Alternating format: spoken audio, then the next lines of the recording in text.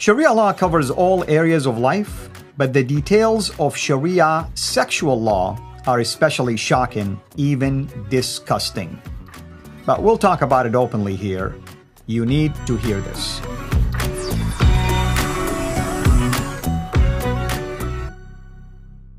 Today we are going to take a look at what we call the Orthodox Aqidah of Islam, or the Islamic Aqidah. And with me here, of course, in studio to unpack all of that for us, our dear brother, Lloyd DeYoung. Lloyd, welcome back, brother, and thank you for the amazing work that you do and for the work that you've done with us so far in this particular series. Please walk us through this so-called Aqidah. Oh, thank you. Great pleasure to be here. So, basic orthodoxy in Islam. Just like Christians have the Nicene Creed, for instance, Islam has its own creed. This is called the Aqidah, and this was formulated roughly around the 9th century. The Aqidah refers to those matters of faith which are believed in with certainty and conviction. I would have to go into the Sharia later to explain what they mean by certainty and conviction, because these are legal terms with very, very clear definitions, very explicit definitions in the Sharia. And they also believe in one's heart and one's soul. They are not tainted with any doubt or uncertainty. Doubt in Islam is illegal for a Muslim. It is not allowed. Now, like the Nicene Creed, it establishes orthodox beliefs and refutes deviations. It is the foundation of the faith. It consists of matters which are known from the Quran and sound ahadith, and which the Muslim must believe in his heart. Notice this is a very subtle point here. Doesn't mean he needs to say them out loud. He can lie about them as long as he believes them in his heart, in acknowledgement of the truth of Allah and his messenger. Popular statements of basic Sunni Islamic doctrine or articles of faith are the Aqidah al-Tahawiyya, for instance, the Ash'ari Aqidah, and the Maturidi. And Aqidah is a primary science within Islam. And so, yeah, by the way, this is a legal loophole. This here is a legal loophole. These words are very subtle when they make these little changes. Now, notice here, we follow the Sunnah of the Prophet and the congregations of the Muslims, and we avoid deviation, differences, and divisions. This is very important. Let's look at number 74. We love the people of justice, and we hate people of injustice and treachery. That's you, if you're not a Muslim.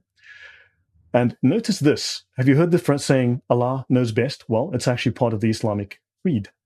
When our knowledge about something is unclear, we say, Allah knows best. This is actually a part of the Islamic creed. It's a statement of faith in Islam. Something Muslims have to believe, something they have to internalize, and they must keep this with them in their hearts. Now, faith aside, Islam is a religion of law. Thus, we have two basic questions that follow. What are its laws? Where are they written? We need to define this. Now, let's have a look at the Pakistani court system and Islamic law. And let's look at Quran 65:4. Everyone is very familiar with Quran 65:4. This is the one, well, you know what this is, and it is the source of endless debate in circles. Let's end that debate today. On the basis of the exploratory analysis of the reported cases, the following books are found to be relied upon more frequently by the courts to derive what is an authentic point of Islamic law on a particular issue. 1, the Hidayah, translated by Charles Hamilton, 1791.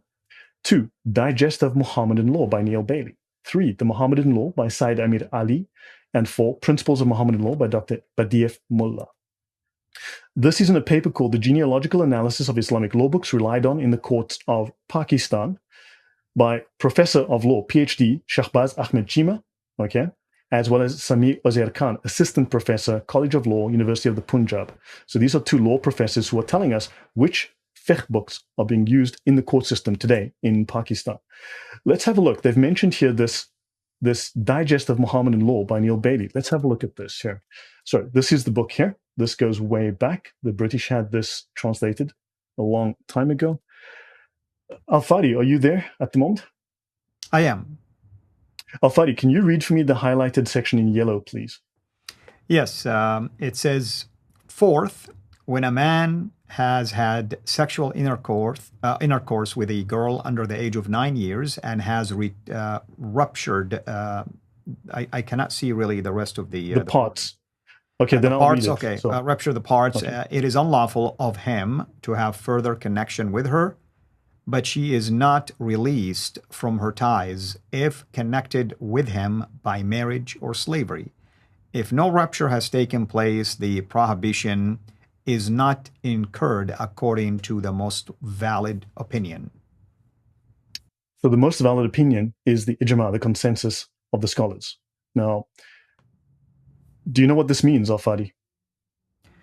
Well, I mean, certainly it's talking about, child, basically rape here.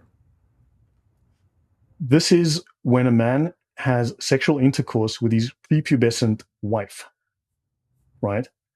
If he destroys her private parts and rips her open so that from the bottom of her vagina, it rips the skin open to the anus, then he should not have sex with her again. However, if he does do this with his prepubescent child wife and he does not destroy her this way medically, then he may continue to do so without issue.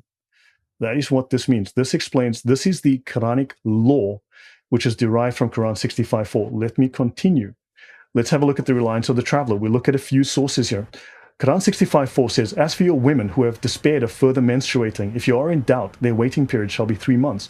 And those who have not menstruated yet, right? We all know this verse. A woman's postmarital waiting period, the iddah, Rule N9.1, there is no waiting period for a woman divorced before having had sexual intercourse with her husband. Fantastic. N9.2, a waiting period is obligatory for a woman divorced after intercourse, whether the husband and wife are prepubescent, have reached puberty, or one has reached maturity and one is prepubescent and the other has not. Intercourse means copulation. So notice, a waiting period is obligatory for a woman divorced after intercourse if she is, well, yeah. Notice it says here you can have sex with your prepubescent wife. Your thoughts on this, Al-Fadi, before I go on? I know. I mean, it's very troubling, to be honest with you. And this is the verse that we bring to the forefront, to bring to the attention of our Muslim friends, and yet they adamantly deny that it means this. Yes. I will continue. When a woman has been made love to, she must repeat the ghusl. This is the ritual bathing after sex. So when a woman has been made love to, she must repeat the bathing if two conditions exist: that she is not a child, but rather old enough to have sexual gratification. So if she's not a child, she should then bathe. But if she is a child, bathing is not obligatory upon her. I hope this is clear to the audience. So it says here, when you have made love to your wife, she must repeat the bathing if she is not a child. But if she is a child, bathing is not obligatory upon her. A full indemnity is paid for injuries which paralyze these members or for injuring the peritoneal wall between the vagina and rectum so they become one aperture. So notice, this is recognized in Islamic Royal Alliance 0413, Book of Justice, page 592. This rupturing of this wall between vagina and anus is a recognized issue in Islam, and you can receive compensation for this. Now, final one. This is the Fiqh to Educate Women from the Heavenly Ornaments by Hishti Zever. The Jewels of Paradise, Heavenly Ornaments, a favorite with the people of the Indian subcontinent as well as the Indian Muslim diaspora all over the world. It is a comprehensive encyclopedia, in fact, of fiqh, Islamic rituals and morals. 5. If a person has sexual intercourse with a minor girl, bathing will not be obligatory on her, but in order to get into the habit, she should be made to bath. Notice, if you have sexual intercourse with a minor, Fadi, what does minor mean? Well, I mean, minor is just someone who's under the age of puberty, basically. Correct. 2, if a woman is underage, but not so small that if one has intercourse with her, there is a fear of the vaginal tissues tearing to such an extent that the vagina and anus will virtually come together, then by the insertion of the glands of the penis into her vagina, bathing will become obligatory, fard, on the man if he has reached the age of puberty. If he has reached the age of puberty. However, if there is the aforementioned fear in a very minor girl, then the mere insertion of the penis does not render bathing obligatory. We're now seeing in another Islamic law source the very same rulings.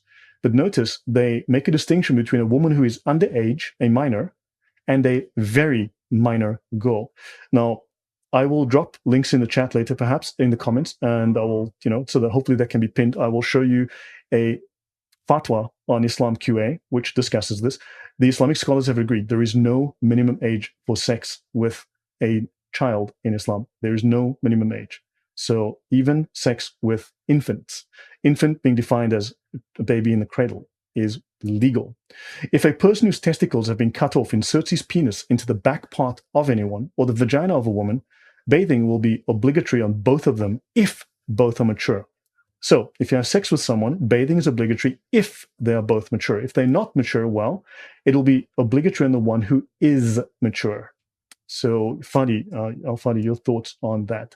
This is from Beheshti Zever. It's an encyclopedia of Islam dealing in a very simple way with the tenets and principles to practice in day-to-day life. Al-Fadi, your thoughts, please. There is nothing to say here, brother. I mean, it's just as disgusting as it sounds, actually. And we want to apologize to our audience. That's not our intent, but we want to share with you from these sources. That's what these sources are saying. So you can see why this is a very troubling issue. If it is anything outside of Islam, people will be jumping all over it and saying this is child abuse. But here we go. This is what Islam and its Sharia teach. Let's see how many people will make that claim now. Right. So shall I continue or shall we end here? I would say let's end here and then we will come back again. But what should people expect next time? So I will continue with some more of these laws because I want to settle the matter of Quran 65:4. I want to show how the Quranic verse and the Hadith of Aisha were then taken into doctrine and then transmitted into law and now expressed as a legal right, as permission to have sex with underage prepubescent minors. In fact, even with infants, and we will see that as well. Yeah, and just for the benefit of those who are watching right now, I did a complete video series with David Wood recently on this very topic about the age of Aisha, and this, of course, is going to highlight for you the fact that it is absolutely acceptable to have a marriage, child marriage in Islam, even not only at 9-year-old, but even as my brother mentioned here, even as a young, basically, baby, if you wish, 1-year-old. So I hope that everyone is going to be watching this, sharing it with others, and for the purpose, of course, to wake up our Muslim friends from this deep sleep that they're in, because not a whole lot of them actually will be aware of things like this, but these are their own rulings and their own primary sources. Thank you, brother. This is Al-Fadi, over and out. Take care. God bless. Thank you for watching this video. Be sure to like and subscribe to our channel Sira International and click on the bell so that you receive notifications whenever we publish a new video or go live. I would also like to appeal to you to consider becoming a Patreon patron by clicking the link right below. By doing so, you can give towards the production of these videos. There are also other options for you where you can give to our channel. I thank you from the bottom of my heart.